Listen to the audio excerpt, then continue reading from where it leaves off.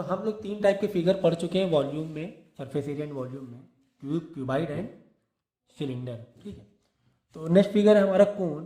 कोन तो आपको जानते ही हो, जो आइसक्रीम का कोन होता है। ठीक है, तो उसका जो टॉप या बॉटम सर्कुलर शेप में होगा और आगे आके एक पॉइंट में आके उसके डायमेंशन मिल जाएगी। ठीक है, तो इसके वॉल्यूम का तुम्हें फॉर्मूला गिवन है, volume of cone is equal to, जैसा कि मैंने कहा था कि फॉर्मूला तो मतलब ये चैप्टर 60-70% तो फॉर्मूले से निकाल डालोगे। ठीक है, 25-30% थोड़ा बहुत लॉजिक लगाना पड़ेगा आपको। ओके, तो वॉल्यूम गिवन है what 1/3 pi r square h. देखो सिलेंडर का क्या होता है, pi r square h, volume के लिए 1/3। तो ये छोटी सी चीज़ ध्यान रखेंगे। हाँ, 1/3 लगाए ना पाई आर स्क्वायर एच, तो वॉल्यूम आ जाएगा। और सी से मतलब ये जो कोन है इसके चारों तरफ का ये कर्व सरफेस एरिया, तो इसका फॉर्मूला होता है पाई आर एल। ठीक है, तो 2 फॉर्मूले हो गए, पाई आर एल।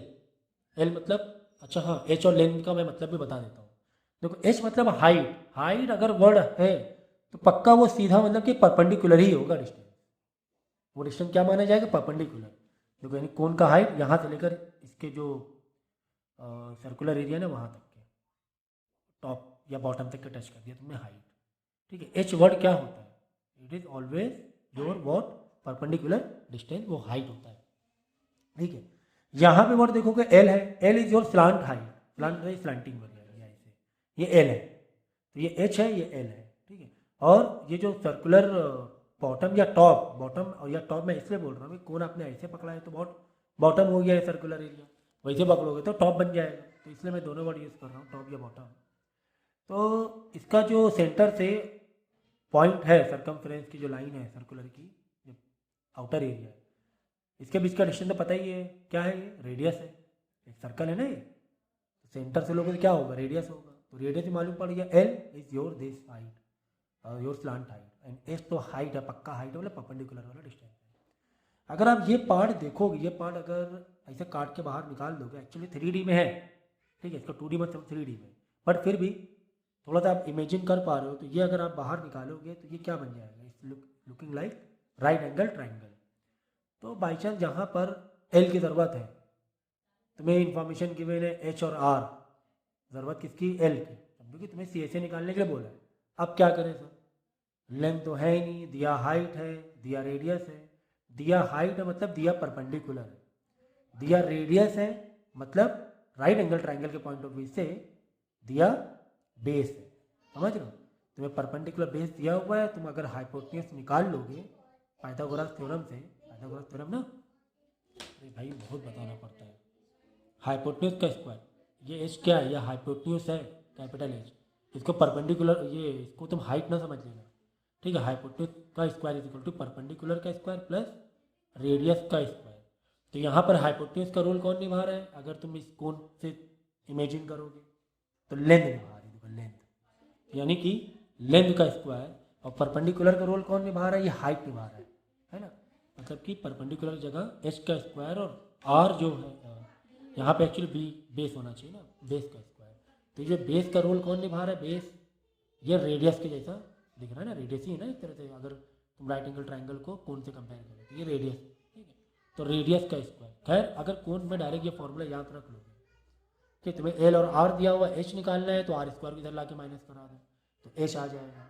तुम्हें एच और आर दिया है, ज़रूरत एल की है, ज़रूरत लेंथ की है, तो ये फॉर्मूला डायरेक्ट लगा लेना, एच के नीचे एच की इन्फॉर्मेशन प्लस आर के नीचे आर की इन्फॉर्मेशन, दोनों के स्क्वायरिंग, तो लेंथ निकल जाएगी। बाद में क्या करो, अंडर रूट कर देना। देखो length is equal to under root h का स्क्वायर प्लस आर का स्क्वायर, यहाँ से स्क्वायर हटाओगे, दोनों साइड तुम्हें रूट से मल्टीप्लाई करना पड़ेगा। ठीक है, तो बस इतना ही, एक थोड़ा सा घुमा के आएगा कि डायरेक्ट तुम्हें अगर लेंथ या एच नहीं दिया हुआ है तो पाइथागोरस का सहारा लेना पड़ेगा, इस फॉर्मूले का सहारा लेना पड़ेगा, लेंथ का square is equal to height का स्क्वायर प्लस रेडियस का स्क्वायर। तो क्वेश्चन लिखेंगे हम लोग, the radius of the base and the height of the right circular cone are 7 centimetre. देखो रेडियस पहले वर्ड है, बाद में हाइट 7 है और 24 है, यानी कि रेडियस 7 है और हाइट 24 है रिस्पेक्टिवली लिखा हुआ है। वॉल्यूम और टी से निकालना है, तो देखो ये टी से का एरिया है, ये टोटल सरफेस एरिया का फॉर्मूला है इसका कोन का। ठीक है ना, तो वॉल्यूम के लिए वॉल्यूम का फॉर्मूला अप्लाई कर दो, इन्फॉर्मेशन कैरी करो, सारी इन्फॉर्मेशन दी हुई है, तो कुछ इसमें है नहीं कुछ खास। टी से भी वैसे ही करना है, आपको डायरेक्ट ये फॉर्मूला लगा देना है। ओके, तो इतना इजी तो आएगा नहीं, क्योंकि तुम लोग क्लास अगर 10 की बात कर रहे हो, ये सब तो 8 और 9 8 के लिए ही है, 9 के लिए भी नहीं है। Right circular cone is 3.6 centimetre height. H कितना दिया हुआ है? 3.6 सेंटीमीटर दिया हुआ है, और रेडियस कितना दिया हुआ है? 1.6 दिया हुआ है। It is melted and recast into right circular cone with radius of base is 1.2 find side. चलो अच्छा ठीक है, मेल्टिंग वाला आ गया, रिकास्टिंग वाला आ गया। जैसे कि मैंने पहले भी फॉर्मूला बताया था आपको पार्ट शायद 3 में, कि वॉल्यूम ऑफ वन शेप या वॉल्यूम ऑफ मोल्टेन शेप, ऐसे भी कर सकते हो, मोल्टेन शेप या figure is equal to volume of recasted या रिकास्टेड शेप। ठीक है, एक को मेल्ट करके एक ही बनाया गया है, तो इसमें इनटू एन करने की ज़रूरत नहीं है। इनटू एन मतलब इनटू 1 करोगे तो वो एक ही बात होगी, है ना। इसमें क्या किया, कोन को पिघलाया है और कोन को ही बनाया गया है। देखो दूसरे साइज का बनाया गया होगा। ठीक है, तो ये भी अच्छा क्वेश्चन था एक बच्चे का, कि कोन को पिघला के कोन बना लिया तो क्या फ़ायदा हुआ। फ़ायदा ये हुआ कि शायद हमने जो साइज़ था वो शायद अलग साइज़ लिया है, रिकास्टिंग में हमने दूसरे साइज़ का कोन बनाया। देखो ये कोन को हमने मेल्ट किया और वापस राइट सर्कुलर कोन ही बनाया है। ठीक है ना, कोन के पिघला कोन बना रहे, लेकिन साइज़ का फ़र्क हो सकता है। तो आप बोले तो साइज़ का फ़र्क है तो इनटू एन करना पड़ेगा, नंबर ऑफ शेप।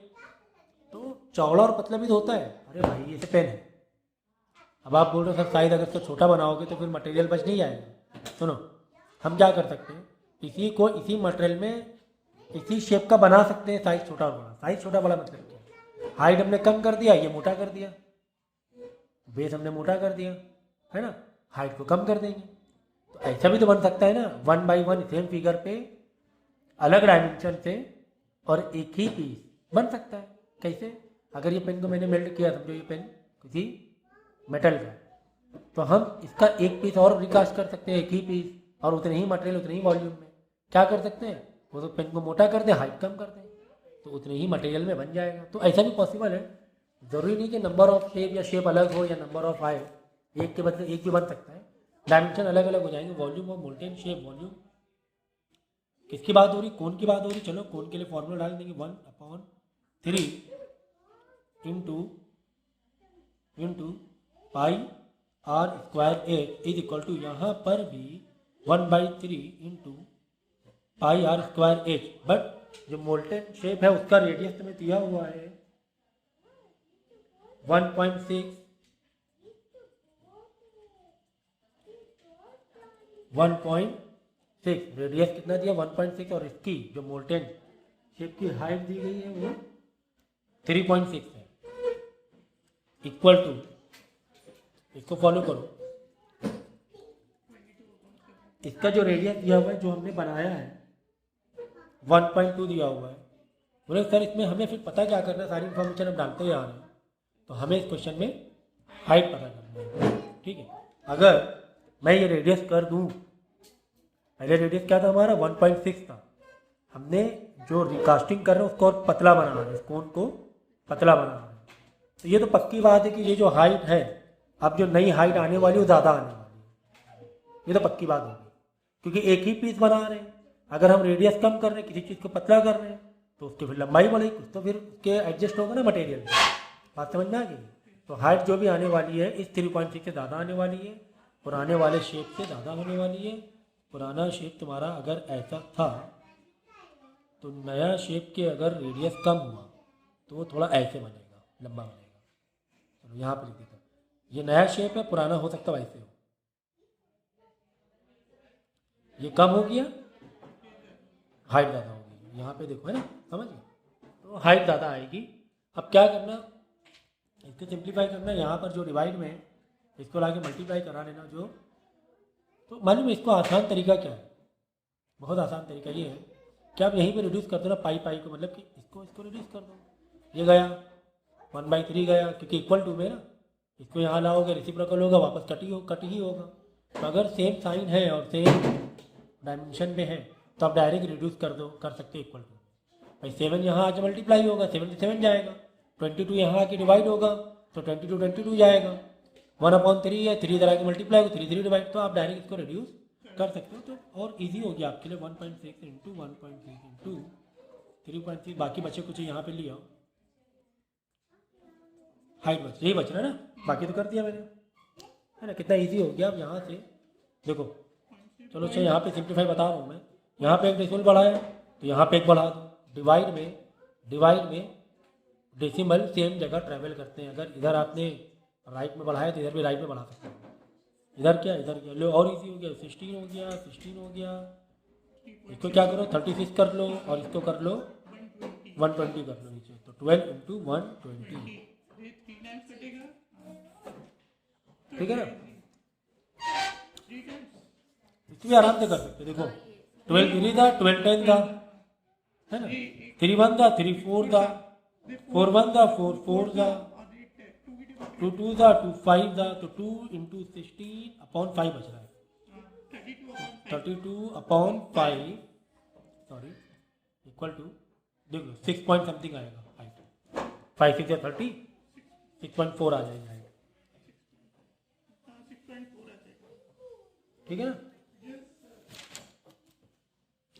तो ऐसे क्वेश्चन को इस तरीके से आप डील कर सकते हैं।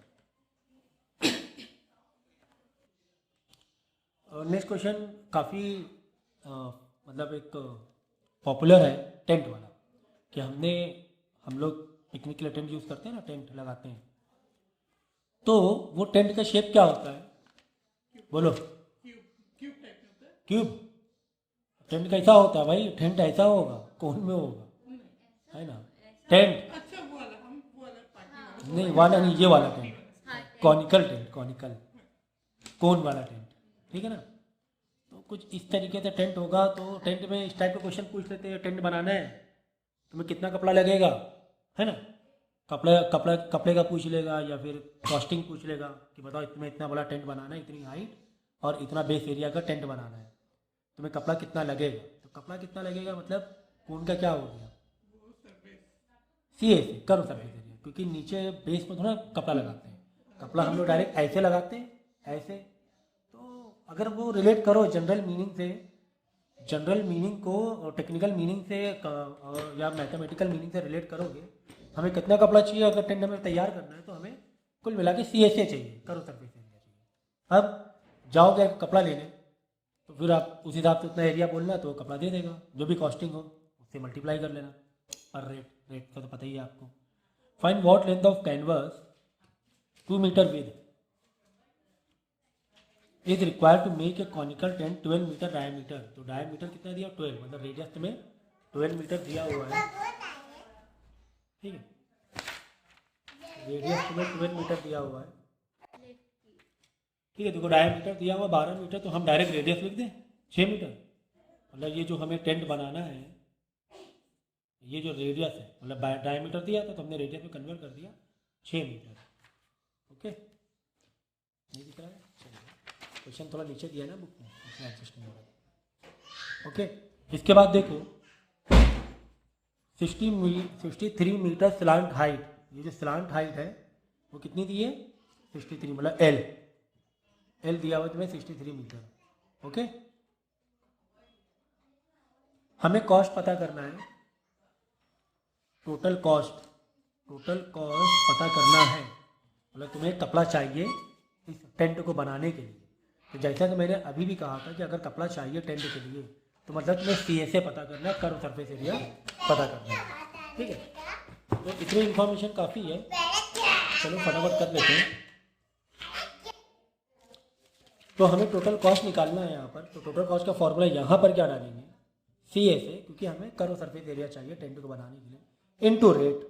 तो रेट तुम्हें क्या दिया हुआ है, रेट दिया हुआ है 150 रुपीज़ पर मीटर। तो मैं यहाँ पे दोबारा हाईलाइट कर रहा हूँ क्योंकि ये बहुत ज़बरदस्त इन्फॉर्मेशन है, रेट वाली इन्फॉर्मेशन बहुत ज़बरदस्त है। कैसे अभी पता चलेगा, देखो रेट है तुम्हें 150 रुपये पर मीटर है, देखो पर स्क्वायर मीटर नहीं है, पर मीटर है। हमें यहाँ से क्या मिलेगा, सी ए से, हमें स्क्वायर मीटर मिलेगा, लेकिन तुम्हें रेट पर मीटर के हिसाब से दिया हुआ है, पर स्क्वायर मीटर नहीं है। हम लोग क्या कर रहे हैं टोटल कॉस्ट निकालने के लिए, curve surface area into rate, हम यही तो कर रहे हैं, curve surface area into rate. Curve surface area जो भी हो निकाल लेंगे, कोई दिक्कत नहीं है। रेट भी दिया, लेकिन रेट पर मीटर के हिसाब से पर स्क्वायर मीटर नहीं दिया हुआ है, मतलब एरिया के पॉइंट ऑफ व्यू से नहीं दिया हुआ है रेट। ये रेट दिया है लेंथ के पॉइंट ऑफ व्यू से, लेंथ के पॉइंट, अभी बता रहा हूँ इसका मतलब। पहले हम सी से निकाल लेंगे, ठीक है। तो सी से निकाल लें, सी से ऑफ कोन, सी से ऑफ कोन का फॉर्मूला बोल दो जल्दी से, पाई आर एल, पाई आर एल, ठीक है। चलो पाई मतलब 22/7, आर तुम्हें 6 मीटर दिया हुआ है, लेंथ भी 63 मीटर में दिया हुआ है ना। लेंथ दिया गया, कोई टेंशन नहीं, अगर हाइट दिया होता तो तुम्हें पाइथागोरस से निकालना पड़ता। खैर यहाँ पे इन्फॉर्मेशन काफ़ी है, क्योंकि तुम्हारा यहाँ पर जो क्वेश्चन है तुमसे मांगा जा रहा है, अलग तरीके से डील करवाया जा रहा है, उसमें ज़बरदस्ती नहीं फंसा रहे हैं। एल मांग यहाँ पे एल जरूरत है, हाइट में दे दिया, ज़बरदस्ती नहीं फंसा रहे, यहाँ पे फोकस कहीं और हमें करना है, इसलिए ये इन्फॉर्मेशन काफ़ी ईजी तरीके से दे दी है ना। ये इन्फॉर्मेशन काफ़ी ईजी तरीके से दे दी, से निकाल लिया, रेट दिया हुआ, मल्टीप्लाई कर लो, आंसर आ जाएगा। नहीं, ऐसा नहीं होगा। तो खैर पहले सी से निकाल लेते हैं। तो 7 × 7, 7 × 9 = 63, 6 × 9 × 20 कितना हो गया, जल्दी बताओ। 1 डिजिट में बोले 1188, क्या आ गया, ये स्क्वायर मीटर आ गया, ठीक है ना, स्क्वायर मीटर आ गया। चलो यहाँ पर आप बहुत खुश थे, यहाँ पर आप खुश थे कि चलो हमने तो से निकाल लिया, और टोटल कॉस्ट के लिए हम सीधा सीधा फार्मूला मार देंगे, और टोटल कॉस्ट के लिए सीधा सीधा फार्मूला मार देंगे सी एस से इंटू रेट, जो कि यहाँ पे गलत होने वाला है, इसलिए गलत होने वाला है, इसलिए गलत होने वाला है क्योंकि रेट तुम्हें पर मीटर के हिसाब से दिया, स्क्वायर मीटर से नहीं दिया, मतलब लेंथ के हिसाब से दिया गया है। रेट तुम्हें लेंथ, अब दोनों तरह, अब प्रैक्टिकल में जनरल मीनिंग बता रहा हूँ, प्रैक्टिकल एग्जाम्पल बता रहा हूँ। आप कभी भी कपड़ा खरीदने जाते हो मार्केट में, तो कपड़ा आप कैसे मांगते हो, जरा सोचो जरा। हम लोग मीटर के हिसाब से, लेंथ के हिसाब से मांगते हैं, यार 10 मीटर कपड़ा दे दो, 20 मीटर दे दो, 3 मीटर दे दो। 3 स्क्वायर मीटर नहीं बोलते हम लोग उसे, 3 स्क्वायर मीटर नहीं बोलते हम लोग। वो क्या करता है, लेंथ नापता है इंटू जो भी पर मीटर रेट है। समझो कि 150 रुपये मीटर है, 10 मीटर मांगा तो 150 इंटू 10 करेगा, 1500 रुपये कपड़ा तुम्हें दे देगा, इंटू लेंथ करेगा, इंटू लेंथ। यहाँ पे ये तो पक्का पता चल गया है कि टोटल जो कॉस्टिंग है वो लेंथ इंटू रेट से आने वाला है, ये तो पक्की बात मानी, क्योंकि लेंथ के हिसाब से ही दिया हुआ है, ठीक है। अब सर हमें तो, मेरे पास तो सी एस है, लेंथ तो हमारे पास है ही नहीं, ब्रेथ तुम्हें दिया गया है क्वेश्चन में, देखो तुम्हें क्वेश्चन में ब्रेथ दिया गया है, मतलब देखो विथ दी गई है, ये देखो ये 2 मीटर इन विथ। मतलब ये मैं कहना चाह रहा हूँ कि जब आप कपड़ा लेने जाते हो, उसके पास पहले से एक थान होता है कपड़े का, एक विध होती है, कपड़ा यहाँ से ऐसे खोलता है, ऐसे खोलता है कपड़ा, पूरा कपड़ा खोलता है ना, ऐसे करके थान से निकालता है। मतलब कि विध है ना, पहले से पता रहती है आपको, विध आपको पहले से पता होती है। दुकानदार को मालूम है विध इतनी है, तुमने बोला 10 मीटर, तो विध तो मालूम है कांस्टेंट है 2 मीटर, समझो 2 मीटर है, समझो 2 मीटर। तुमने 10 मीटर मांगा तो 10 × 2 कितना हो गया, 20 एरिया हो गया। फिर तो एरिया बोलने की जरूरत ही नहीं है तुम्हें। कुल मिला के जो सीएसए है वो एक्चुअली में कपड़े के थान के पॉइंट ऑफ व्यू से, कपड़े के जो रोलर के पॉइंट ऑफ व्यू से, वो एक रेक्टेंगुलर है। ये तुमने सीएसए निकाला है ना, ये एक्चुअली में एक कपड़ा अगर खरीदने जाओगे वहां पे वो रेक्टेंगुलर का शेप तुम्हें दिखाई देगा। तुम्हें रेक्टेंगुलर कपड़ा लेना पड़ेगा और टेलर को देना पड़ेगा। भाई हम जो शर्ट बनवाते हैं तो हम शर्ट कपड़ा वैसे थोड़ा लेते कटा हुआ, हम तो ऐसे रेक्टेंगुलर शेप लेते हैं, टेलर को दे देते हैं, टेलर फिर अपना काट पीट करके बना देगा पैंट या शर्ट जो भी। तो इसी तरह तुम्हें जो एरिया है ना, एरिया तुम्हें मालूम है, चलो टेंट में इतना एरिया लग रहा है, तो एरिया को तुम्हें कन्वर्ट करना पड़ेगा रेक्टेंगुलर के एरिया में, इस एरिया को। तो area is equal to what, L × B।